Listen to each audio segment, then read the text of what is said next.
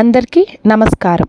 గతించిన పితృదేవతలకు సద్గతులు కలిగించడం కోసం ఉద్దేశించిన మహాలయ పక్షాల్లో 15 రోజుల పాటు పితృదేవతలకు తర్పణం, శ్రాద్ధ విధులను, పేదలకు అన్నదానములు లాంటివి నిర్వహించాలి. శుభకార్యాలకు నిషిద్ధమైన ఈ మహాలయ పక్షాల్లో ఏమి చేయాలి, ఏమి చేయకూడదు అనే విషయాలు ఈ కథనం ద్వారా తెలుసుకుందాం. తెలుగు పంచాంగం ప్రకారం మహాలయ అమావాస్య భాద్రపద మాసంలో చివరి 15 రోజులు అంటే పౌర్ణమి వెళ్ళిన పాడ్యమి మొదలు అమావాస్య వరకు గల రోజులను మహాలయ పక్షమని పేరు. కాగా ఈ సంవత్సరం సెప్టెంబర్ 18వ తేదీ నుంచి మొదలై అక్టోబరు 2వ తేదీ వరకు మహాలయ అమావాస్యతో ముగుస్తాయి.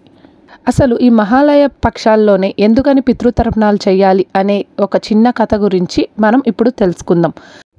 పురాణాల ప్రకారం దానశీలిగా పేరు పొందిన కర్ణుడికి మరణానంతరం స్వర్గం ప్రాప్తించింది. ఆయన స్వర్గలోకానికి వెళ్తుండగా మార్గమధ్యలో ఆకలి, దప్పిక కలిగాయి. ఇంతలో ఒక ఫలవృక్షం కనిపించింది. పండును కోసుకొని తిందామని నోటు ముందుంచుకున్నాడు. ఆశ్చర్యం! ఆ పండు కాస్త బంగారపు ముద్దగా మారిపోయింది. ఆ చెట్టుకున్న పండ్లు కాదు, మిగతా ఏ చెట్టు పండ్లు కొయ్యబోయినా అదే అనుభవం ఎదురయ్యింది. ఇలా లాభం లేదనుకొని కనీసం దప్పికైనా తీర్చుకుందామనుకొని సెలయేటి సమీపించాడు. దోసిట్లో నీటిని తీసుకొని నోటి ముందుంచుకున్నాడు. ఆ నీరు కాస్త బంగారపు నీరుగా మారిపోయింది. స్వర్గలోకానికి వెళ్ళాక అక్కడ కూడా ఇదే పరిస్థితి ఎదురయ్యింది. ఇదంతా చూస్తున్న కర్ణుడు తాను చేసిన తప్పిదమేంటి, తనకిలా ఎందుకు జరుగుతున్నదని వాపోతుండగా అశరీరవాణి, కర్ణ, నీవు దానశీలివిగా పేరు పొందావు. చేతికి ఎముక లేకుండా దానాలు చేశావు. అయితే ఆ దానాలన్నీ బంగారం, వెండి, డబ్బు రూపేణా చేశావు. కానీ కనీసం ఒక్కరికి కూడా అన్నం పెట్టి ఆకలి తీర్చలేదు. అందుకే నీకు ఈ దుస్థితి ప్రాప్తించింది అని పలికింది.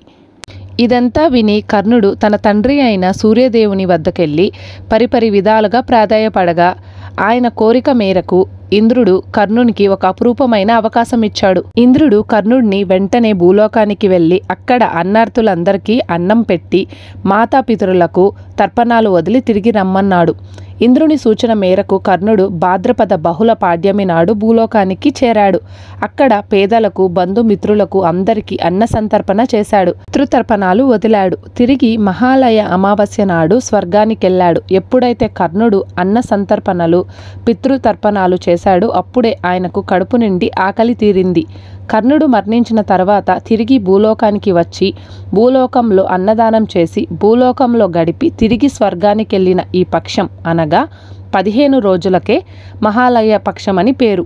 ఈ మహాలయ పక్షంలో చివరి రోజు మహాలయ అమావాస్యగా పిలుస్తారు. జ్యోతిష్య శాస్త్రం ప్రకారం పితృదోషాల వల్ల అనేక రకాలైన సమస్యలు ఏర్పడే అవకాశం ఉంది. ఉదాహరణకు ముఖ్యమైన పనులన్నిటిలోనూ పదే పదే ఆటంకాలు, గౌరవ ప్రతిష్టలకు భంగం కలగడం, కుటుంబంలో మహిళకు చిన్న వయసులోనే వైవధ్యం ప్రాప్తించడం, కుటుంబంలోని వ్యక్తికి మానసిక స్థితి సమతుల్యత లేకుండా ఉండటం, ముఖ్యంగా సంతాన భాగ్యం లేకపోవడం, పుట్టిన సంతానం జీవించకపోవడం, సంతానం వల్ల తీవ్ర సమస్యలు వంటివి సంభవిస్తాయి. కాబట్టి ఇలాంటి ఇబ్బందులు పడుతూ బాధపడుతున్న వాళ్ళు ఈ మాలయ పక్షంలో పితృతర్పణాలు చేయడం చాలా మంచిది. ఈ 15 రోజుల్లో చేయకపోయినా అక్టోబర్ 2వ తేదీ వచ్చే అమావాస్య రోజు అంటే మాలయ అమావాస్య రోజు ఖచ్చితంగా పితృతర్పణాలు చేసి చూడండి. ఒక్కసారి మీ ఇబ్బందులన్నీ తొలగిపోతాయి.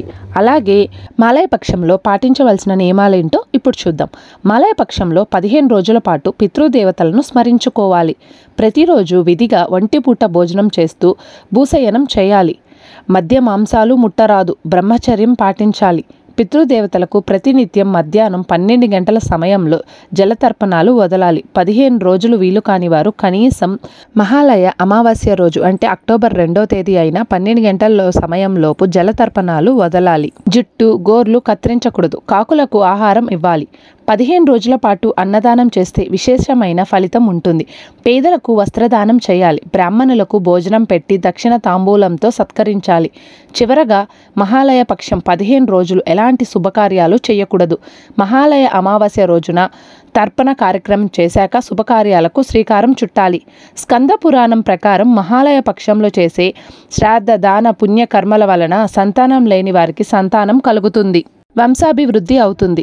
పితృదోషాల వలన జీవితంలో ఎదురయ్యే ఆటంకాలు, సమస్యలు తొలగిపోతాయి.